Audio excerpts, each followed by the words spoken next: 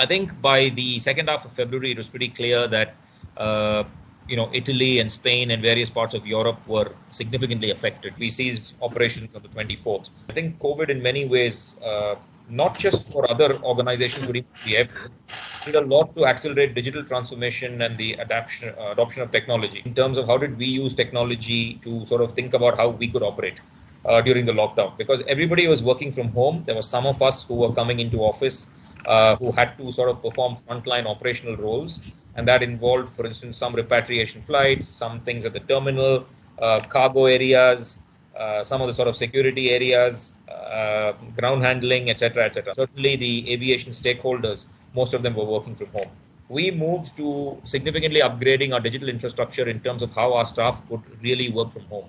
So Microsoft Teams was sort of our preferred mode because we have a sort of a Microsoft stack. We run an airport is essentially the combination of both logistics and technology.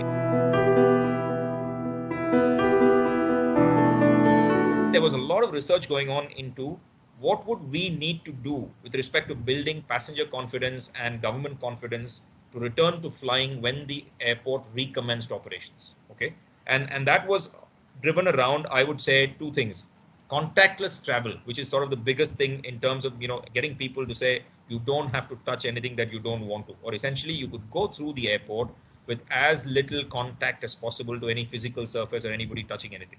But in doing so, you have to make sure that it's not just the technology element of it, but there are also some physical changes to certain things. For instance, a check-in counter and putting a plexiglass barrier, or for instance, the reading of somebody showing their ID card at the entry to the terminal. For instance, whether it was our SBD devices for the self-bag drop, or whether it was the Qt and Cus machines, whether it was sort of the recognition, the registration kiosks for DigiYatra.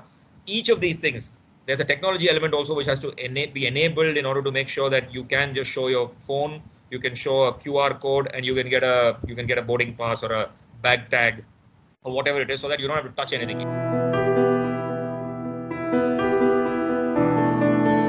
We had rolled out DigiYatra, which is the boarding system using your face as your boarding pass, as early as January. In fact, the idea was conceptualized in the Innovation Lab here at Bangalore Airport. We've worked very closely with our partners Visionbox, who are the equipment and platform providers. And the first airline to go live on DigiYatra in January was Vistara. So we had actually done a lot of work in terms of making sure that you could register. When you come to the airport, you could enter the terminal using your face as your boarding pass, and that would be possible to then go through security and boarding. Again, I think in order to do that process, even CISF and BCAS were very, very comfortable with that idea, because they had actually worked with us in order to get the Vistara operation on DigiYatra live. And just coincidentally, we went live with AirAsia last week. So we now have two airlines where you can essentially go end to end on biometrics, and at the it's possibly the largest deployment of end-to-end biometrics at any airport in the world. From a digital transformation perspective, is Bangalore Airport also has India's largest deployment of self-bag drops. And thirdly, I think along with our partners Maxworth and ICTS, we also enabled all of our Qt and Cus machines with a very small modification. We enabled that to be touch contactless, and essentially the fact that you could use your phone, and it would allow you to print out a boarding pass, do the bag tag, and you could go through. Now, the other thing that we've been doing for a while is reimagining our website and our mobile app. And the second part of that journey, as more and more services come onto that platform, which is called our EDP platform, is that customers should be able to use their mobile phone for absolutely everything.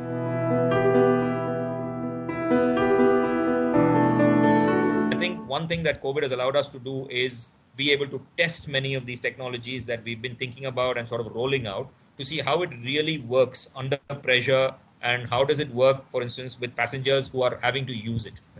A third piece that we've sort of done a lot of work on our third platform is our digital, our data analytics platform.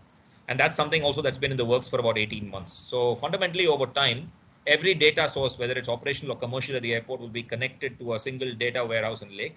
And integrate with our customer-facing platform as well as our sort of operational platform, to make sure that at the end of the day, we are providing the best source of information both to our passengers and customers, but equally to our concessionaires. So the idea is to also tell them, for instance, as much information as possible with respect to aircraft arrival times, aircraft departure times, passenger loads, where the most flows are, etc., etc.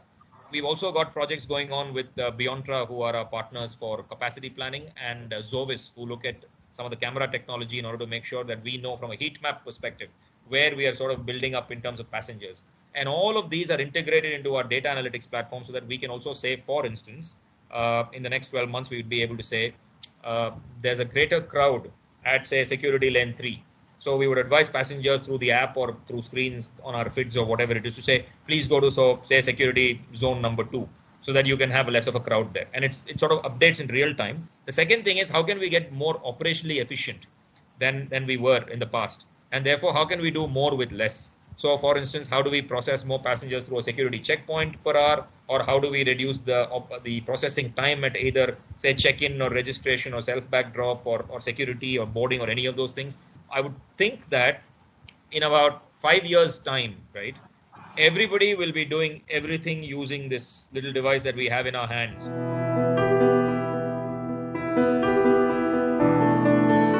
Now, as we move forward, what's going to happen is some of these algorithms and some of the analytics will start looking at what happens with respect to processing rates, what happens with respect to sort of how much space you need and things like that. And over time, I think the artificial intelligence and coupled with the machine learning, you can tweak that algorithm.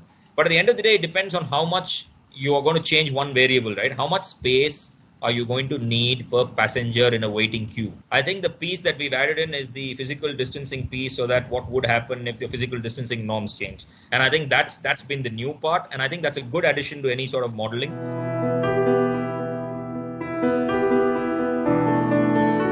Technology is the way forward. And the fact that programs like Digi Yatra, for instance, are going to get far more popular, and that contactless travel is here to stay. I mean, and I think that's a permanent shift. And I don't think that we will pull back from that at all. So, but I think today, if you look at it from a ministry perspective, it's a priority for them. I think they see it as a way of encouraging contactless travel across the India to start with, but certainly even for international operations later. I think we are working closely with IATA on the One ID platform also, which is very similar. But how do you do international travel using sort of your a single ID or a single token? With respect to any sort of process automation, any sort of tools for customer engagement using the mobile app, and our own sort of acceleration of digital initiatives using our mobile app, and in terms of both providing information as well as services to passengers, that will be accelerated for sure.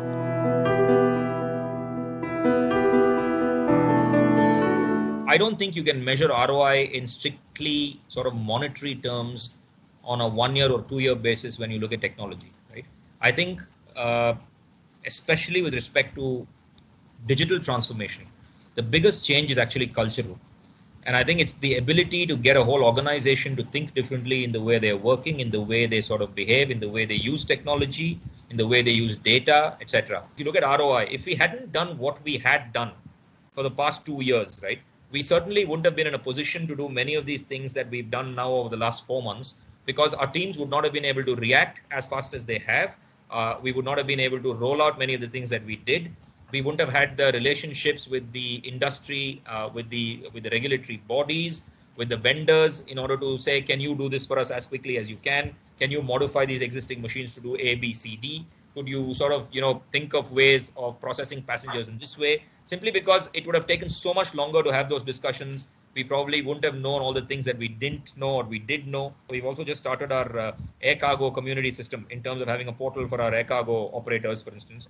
I mean, every one of our digital initiatives, for instance, has been thought through with the long term in mind. So I think if you ask me about an ROI, I would say, ask us this question in sort of 7 to 10 years, and it would be phenomenal, because we would be better equipped than most airports in the way we are using data, in the way our ICT technology and our capabilities have improved, in the way our passengers are perceiving us with respect to their experience through the airport, in the services that we provide, in the engagement that we have with our customers, and sort of in the technology that we are able to then take out besides just Bangalore Airport, but across a wider aviation ecosystem that deals with Bangalore Airport.